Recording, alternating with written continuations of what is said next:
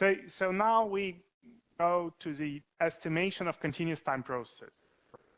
And specifically, I will speak about estimation of mixed fractional stable processes from high frequency observations. And this is a joint work with Fabian Mies, who works at the University of Aachen in Germany. Younger person, but an extremely talented. So just a short outline. So I basically present you a model. See, there are some parameters to be estimated there. And we will speak about how to identify the parameters if they can be identified. It's not a trivial problem here. Then I will present you my estimation approach, and we'll get the main results. And we start immediately, maybe to some of the audience, a relatively complicated model. Let me explain what it is. So this is a so-called linear fractional state. I call it y. So it's an integral of this kernel over here, which you see, and you integrate with respect to a beta stable Levy process. And this is, as I said, this is called the linear fractional. So if you have never seen this before, don't worry at all. So if you replace this beta stable Levy process by a Brownian motion, this is a definition of the fractional Brownian motion. And one way to extend this definition to non-Gaussian process is to replace Brownian motion by a beta stable. And then you get a larger class of processes, which we will study in this talk. And notice this family of models as a 3-parameter family have index h, which is called Hurst parameter, if you like. Have a stability index beta, and you will also have a scaling parameter hidden in the Levy process, which I'll introduce in a second. So what are the properties of the process? Well, it's called fractional, so there is some fractionality there. So first of all, your process is self-similar, and the order of self-similarity is called h. That's the Hurst parameter. It has beta stable distribution as the driving motion. And it has also stationary increments. So it's very similar to fractional Brownian motion. You have self-similarity index h, you have stationary increments, but the law, the marginal law, is not Gaussian, it's stable. 3-parameter family. And it's very important to understand that in most of the cases, this process is neither Markovian or a so-called semi-martingale, which just means that it's very difficult for estimation. You cannot use martingale methods or anything. It's also hard to access is the optimality of the rates and all this business. And as I said, it's a 3-parameter family. So the characteristic function, as I said, it's stable. You see this stability index beta, but you also have a scale parameter, which is. And there is one special case when h is equal to 1 divided by beta, then it is actually the same as the driving motion, which is a Levy process. In that case. Okay, this was the introduction of the process.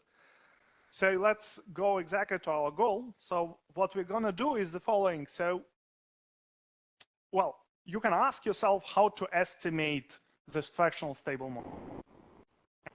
Talk about that. Even this is not easy per se. It has been solved only. But the next question is, so what if you have a superposition of them? So you can have different fractional motions of the type which you introduce, you sum them up, they're supposed to be independent of each other. And the question is, can you identify all the parameters which are involved? And in the paper, we do it in a very general setting where you have k of this independent fractional stable model. Here, I only present the results for two of them. So you have 2 fractional stable motions.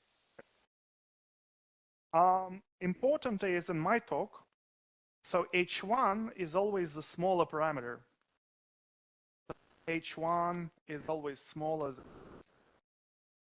And yes, and the observations you have are high frequency observations. So you observe your superposition on the interval 0, 1, let's say every second.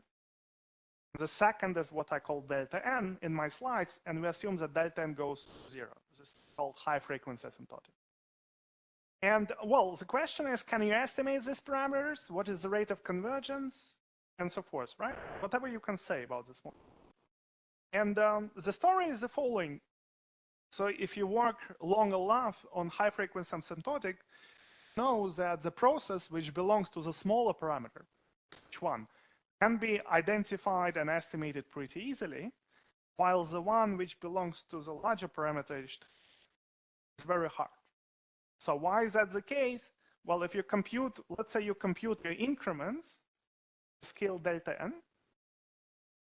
then, well, the increments of the second part much smaller than the increments of the first part. So they're much harder to see. So the rougher process is easier to identify. There are particular subcases which are interesting. So first of all, I can try to estimate this equation no matter what the parameters are. But there is also, in our business, there is always this topic. So what if you have a, let's say you have a continuous part, which would correspond to theta 1 is equal to, so you have a fractional Brownian motion, the dominating part. And the other part is discontinuous. Can you kind of estimate the discontinuous part given that it's perturbed by the Gaussian part? That comes from financial econometrics quite often, where you want to separate continuous part from discontinuous part. So this is kind of a special question. Maybe you can estimate things without bothering about it, but this particular case is also of interest. And the approach I will present here is a so-called estimation function approach, and this was studied in great details actually as a PhD thesis of my course, but in the setting of martingale. This is not a martingale. Right, so let me present you two special cases which shows you that even identification of parameters is not easy business.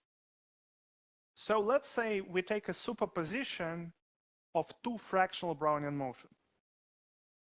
And then you have the following statement. And as I said, h1 is always smaller than h2. So if h1 is smaller than h2, and you want to identify the remaining parameters of the model, so h1, h2, but also the scaling parameter, you need that, well, h2 is larger than h1, but it must be smaller than h1 plus 1 divided by 4. It's kind of strange. So in particular, there is a result by Patrick Cheridito, which basically tells you if you have a Brownian motion, add an independent fractional Brownian motion, Hurst parameter larger than 3 divided by 4, then the law of superposition is the same as the law of Brownian, which is extremely strange. And it means that you cannot identify the second fractional Brownian motion because just see the same picture as Brownian. So there are limitations here. You cannot always identify it. And the second case here is the so-called mixed-Levy process case, where you have a superposition of two independent stable motions, this parameter beta 1. And also here, there is an issue. So we assume that beta 2 is smaller than beta 1. And you can only identify everything if beta 2 is larger than beta 1 divided by 2. Otherwise, you cannot identify all the. So if the special case is if beta 1 is equal to 2, so you have a Brownian motion plus a stable product, then you can identify everything in this case. Then you have no restriction. So you see, it's not completely. And let me mention, so in the mixed Levy process case, because this is a martingale, somewhat easier, so the whole theory is understood, know what are the optimal rates and so forth. This is due to the sequence of CNET, and Jean-Jacques. Whereas in the mixed fractional Brownian motion case, we know some estimates, how to estimate things, but we don't know estimates are optimal. So we get some rates of convergence, but even there it's not known it's optimal. Maybe it changed during the... It was not. So let me kind of present you some ideas how you estimate things, and I will be very brief here. It's also based on some recent result. And I'll present you one idea. So as I said, if you want to estimate fractional stable motion, even this one is not trivial at all. So fractional Brownian motion studied in the 80s and 90s. This is well understood. Fractional stable motions, we came up with some idea how to estimate this 3-parameter model, and I try to be very brief here, not all results. So the first thing you need to do, so you take your process Y, and you need to introduce so-called k-order increments. So the formula looks crazy, but let's explain you in words what it means. So first order increments are just the usual increments. Second order increments are increments of increment. Third order increments, general formula is given here, but I also must have this freedom. So k is the order of increments, but I also have a gamma here, and gamma is a constant which changes the original frequency. The original frequency is delta n, but sometimes I need a frequency 2 delta n. So the gamma is responsible for that. There is a very nice estimator of the Hurst parameter A. Namely, what you do, take your k-order increment and raise them to the power of p, and you sum it up. That's what we call power variation. And I do it for 2 different frequencies. Now, you see the gamma is equal to 1. So I do it for the original frequency delta n, and then I change the frequency to 2 delta n. I compute this 2 power variation, take the ratio of them, and it turns out that this thing converges to 2 to the power p times h. P is something I can choose, so this convergence result gives me an estimator of it. So this looks, I mean, I'll not give you theory how it's proved, but the funniest thing is the p which I take is negative. Number between -1/2. The reason is, for this idea to work, finite expectation is increment. So for positive p, the expectation is finite if p is smaller than the stability. I don't know beta. I do it. So instead, I take negative p's. For p between -1 and whole expectation. So it's a kind of funny thing, but this gives me an identification of h.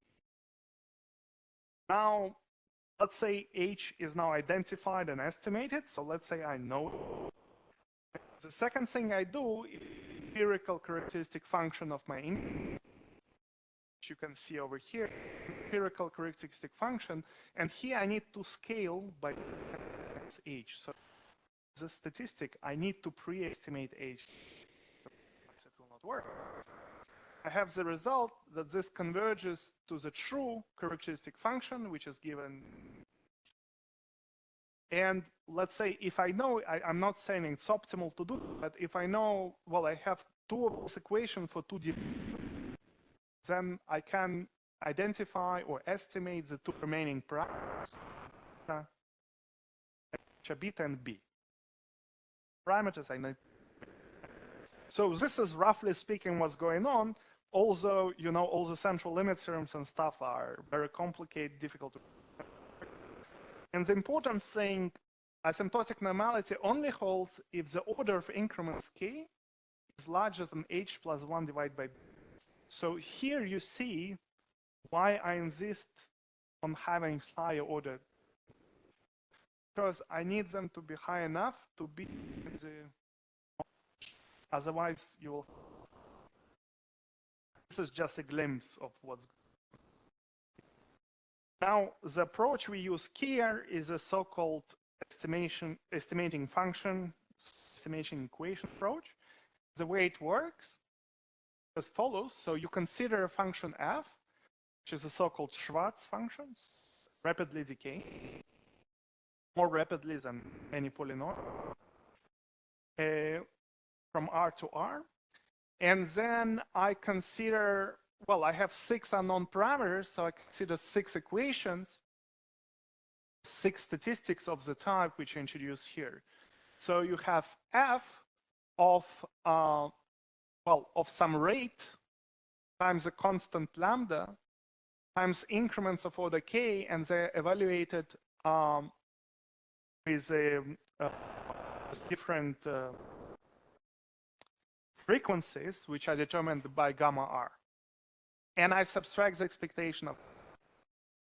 So here the rate un is actually delta n to the power minus h1, where h1 is a small. So I have to compute this thing for any theta. And this is the main problem of this whole approach. Computationally, this is extremely hard. So I have to do it for all parameter sets. So for instance, okay, the first thing I can compute for any parameter set, but the, but the second one, I have to compute the expectation for all parameters. So this is tricky. This is computationally very heavy. And, right. And I have to assume something about my function f. It must be 0 and 0. But the second derivative must be constant around 0. Interval from minus e to e must be constant and non-zero. So it's a kind of locally quadratic. So, and my estimator is determined as a solution of this equation. So my estimator, so I have to set my gn of theta equal to 0, and the solution of that, I'm not claiming the unique solution. The solution of that is my estimator. So what are the results which we get? I'll not give you proofs, just a couple of statements just about things. So again, as usual, I always assume that h1 is smaller than h2, and I assume that the number, the order of increments k is larger than this number over here. Otherwise, I don't have a normal regime, normal asymptotic. And then the key assumption is that beta 2 times h2 minus 1/2 is smaller than 0. And the statement is, for proper choice of my lambdas and gammas, there is a rate matrix called Cn, such that if you take the inverse of the rate matrix times your estimator minus the true object, this converges to a 6-dimensional normal distribution, 0, and some covariance metric. It's a very schematic presentation. I don't give you, but let us, I will give you more later. I mean, what are particular rates for particular parameters. But let us examine this condition over here. So if B1 is actually, beta 1 is actually 2, so one process is a fractional Brownian motion, and h1 is equal to 1/2, so it's not only fractional Brownian motion, it's a Brownian motion, then this condition, which you see here, implies that beta 2 is larger than 1. So I have a true restriction on my stability parameter. It must be between 1 and 2. Cannot be a general parameter between 0 and 2. But I presented you results before. have the case of mixed Levy process, when one of them is a Brownian motion, stable. This situation, everything is identifiable, no matter what your. So we are doing worse theorem, restrictive, much more restrictive assumption than in the more classical work of. We will solve this issue later. So we have a really restrictive thing, and also you will see I do not present rates of conversion because they're different for different. But you will see we have also worse conversions. So just 2 words about the theory. Actually, even from probabilistic point of view, quite complicated, because usually the methods you use to asymptotic normality, let's say, for Gaussian process and for non-Gaussian process are very different. And here we had to come up with an idea how to do it kind of simultaneously, because we have a superposition of potentially Gaussian and non-Gaussian. And surprisingly, it worked pretty well, but this relies really on the functions which we use. Arts functions, know a lot of things about them. For other functions, it will not. Just a word about. Now, let me particularly concentrate on the model where we have a mixture of a Gaussian and a non-Gaussian part. So you see you have a model as before, but the beta 1 parameter is equal to 2, which means that the first thing here, first process, is a fractional Brownian motion. And the other one is a fractional stable motion. And we still have the restrictions that H1 is smaller than H2. Then we actually need 2 Schwarz functions, different ones, to a better estimation. So the first function we choose as before, similar condition, but for the second function, it must vanish on the interval from minus eta to e. So the first function is locally quadratic, whereas this one is vanishing around. It's very important. And then we have like two sets of estimation equations. So in order to capture the Gaussian nature, we'll first use the function f1. We have 3 equations of this type. Then we, in order to capture the non-Gaussian part, we have 3 more equations, function f2. And again, we have to introduce here. So if we put this together, we get 6 equations. We have only 5 parameters, but for a better presentation, let me have 6 equations. Okay, so as before, an estimator theta n hat is defined as a solution of this equation. And then the theorem says if H1 is smaller than H2, K is larger than this number over here. This has the same assumption as we had before. We have now a new condition that beta 2 times H2 minus H1 minus 1 must be smaller than 0.